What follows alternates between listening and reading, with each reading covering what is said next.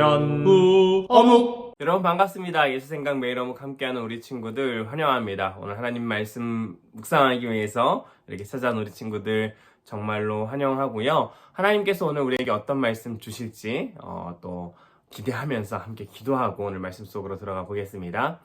사랑하는 하나님, 하나님의 은혜에 감사드립니다. 하나님께서 오늘 말씀 가운데 은혜 주시고 은혜 허락하여 주셔서 하나님의 말씀이 오늘 나의 삶에 영향을 미칠 수 있도록 도와주세요. 말씀이 내 삶을 변화시킬 수 있도록 도와주세요.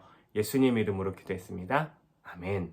자, 오늘 2월 11일 하나님의 뜻을 찾기라는 제목으로 오늘 말씀 보겠습니다. 창세기 36장 1절부터 8절까지고요. 야곱의 형 에서에 대한 이야기예요. 그는 어떤 사람이었을까요? 지금까지 야곱에 대해서는 많이 살펴봤는데 에서는 그렇다면 어떤 사람인지 좀 더 자세히 살펴보는 시간인데요. 오늘 말씀 재밌을 것 같네요. 에돔이라고도 부르는 에서의 자손은 이러합니다. 에서의 자손에 대한 이야기예요.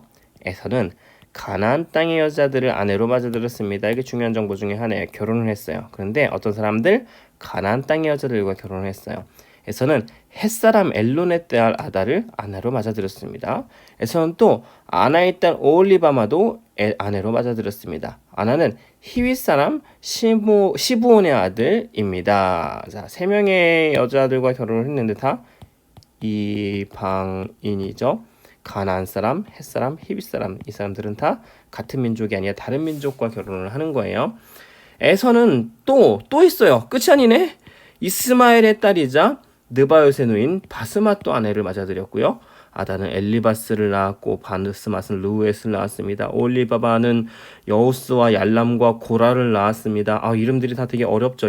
여우스, 얄람, 이런 이름 아무리 창세기를 정말 수십 번 읽었는데 목사님한테 누군가 목사님 얄람 알아요? 그러면 아마 처음 들어보는데 이럴 것 같아요.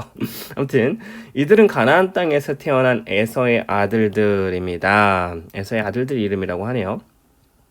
에서는 아내들과 아들과 딸들과 자기 집에서 함께 살고 있는 모든 사람과 가축들과 다른 짐승들과 가나안에서 얻은 모든 재산을 가지고 자기 동생 야곱에게서 멀리 떨어진 곳으로 이사했대요. 그리고 나서 에서의 재산과 야곱이 너무 많아져서 함께 살 수가 없게 되었어요.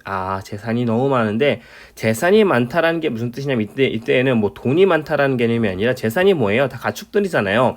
가축을 키우려면 땅이 기본적으로 많아야 돼요. 그러니까 좁은 공간에서는 재산이 많아지면 같이 살 수가 없는 거예요. 그래서 두 사람이 함께 살기에는 그 땅이 너무 좁았다라고 하는 거예요. 여기 있네요. 그들에게는 가축들이 너무 많았기 때문인 거죠. 그래서 에서는 세일산에 살았습니다. 에서는 에돔이라고 부릅니다. 라고 해서 나중에 성경 읽다 보면 에돔이란 나라가 나와요. 근데 에돔이란 나라가 완전히 이상한 다른 나라가 아니라 에서의 자손들이 나온 후예들이 사는 나라인 거죠. 자, 오늘 말씀 한번 읽었는데요. 잠시 화면 멈추고 2번 더 읽고 돌아오도록 하겠습니다. 자, 에서 관찰하기. 에서의 잘못을 찾아보세요. 2절. 이거 어려워요. 자, 에서가 결혼을 한 번, 2번, 3번 하고 3절에 또 한 번 하거든요. 자, 뭐가 잘못일까요? 결혼을 많이 한 게 잘못일까요? 아니에요. 누구죠? 야곱도 결혼 2번 했잖아요. 잘못된 거는 무엇일까요? 뭐냐면 아까 얼핏 얘기했지만 이 사람들이 다 이방인이라는 거죠. 이방인과 결혼한 게 잘못이에요. 왜 이게 잘못일까요? 그게 왜 잘못인지는 뒤로 가서 우리 호기심 가득 생각하기에서 찾아보도록 하겠습니다. 자, 이어서 호기심 가득 생각하기입니다. 구약에서 하나님은 이방인과의 결혼을 금하셨어요. 왜냐하면 그 일로 인해 하나님의 백성이 이방신, 곧 우상을 섬기는 자가 되기 때문이에요. 그런데 에서는 하나님을 섬기지 않는 이방 여인과 결혼했어요. 이게 잘못이구나. 하나님이 이방 사람과 결혼을 금하셨기 때문인 거죠. 자기 생각에 좋은 대로 자기 보기에 좋은 대로 판단했어요. 또 하나님의 언약 밖에 있는 이스마엘의 혈통 중에서 아내를 택했어요.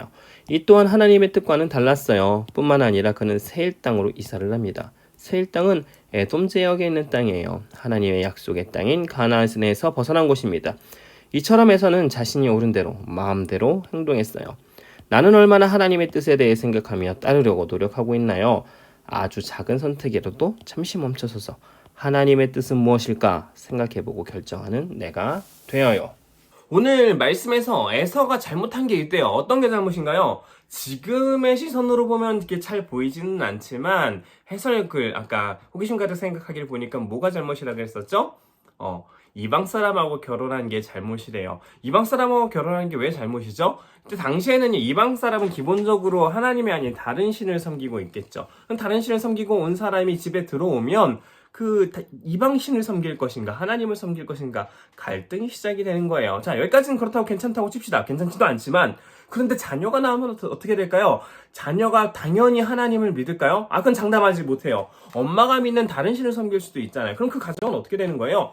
믿음의 가정이 완전히 깨어지게 되는 거예요. 근데 에서는요, 그게 상관이 없는 거예요. 내가 당장 결혼하고 싶은 사람하고 결혼하면 됐지, 내 자녀가 다른 신을 섬기든, 우리 가정의 신앙이 뭐 흔들리든, 다른 신을, 내가 심지어 다른 신을 섬기게 되더라도, 그게 그렇게 상관이 없어 보이는 거예요. 하나님께서는 이방 사람들하고 결혼하는 것들을 금하셨지만, 에서는 이 나의 하고 싶은 선택으로 인해서 나의 신앙이 흔들리는 거, 우리 가정의 신앙이 흔들리는 게 그렇게 중요하지 않은 사람인 것처럼 오늘 말씀을 통해서 보여요. 우리 삶도 마찬가지인 것 같아요. 내가 무엇을 선택했는데 그 선택이 내 신앙을 위협하고 내 신앙을 흔들어 놓는다는 게 분명한데도 그게 별로 대단하지 않게 느껴져. 그럴 수 있게 느껴져. 라고 생각한다면 우리는 에서와 같은 선택을 하는 사람이에요. 만약에 우리가 선택하는 어떤 것들이 우리의 믿음을 흔들고 우리의 믿음을 넘어뜨리게 할 수 있다면 내가 이것만큼은 절대로 선택할 수 없어. 라는 믿음의 결단이 필요하다라는 것들을 오늘 말씀을 통해서 우리 친구들이 기억했으면 좋겠어요. 한번 생각해 보세요. 여러분의 믿음을 흔들어 놓을 만한 선택들, 우리는 어떤 선택들을 하고 있나요? 그것이 있다면 에서처럼 상관없어, 괜찮아, 그렇게 하고 선택하는 것이 아니라 아니야, 나의 믿음을 지키기 위해서 하나님이 기뻐하시지 않는 것을 선택하지 않을 거야 라고 결단하는 우리 친구들이 되기를 축복합니다. 자, 이어서 등불 따라 행동하기입니다. 오늘 밤 하루를 정리하며 내가 잘한 선택과 그렇지 못한 선택은 무엇인지 돌아보며 기록해 보세요. 자, 오늘은 어묵이 쪽 특별히 추가 미션이 있어요. 지금이 아침이면 오늘 밤에, 지금이 밤이면 지금 당장 해도 괜찮아요. 오늘 하루 쭉 돌아보면서 내가 잘한 선택과 그렇지 못한 선택은 무엇인지 생각해 보면서 여기 반을 나눴으면 좋겠어요. 잘한 선택. 그리고 잘못한 선택.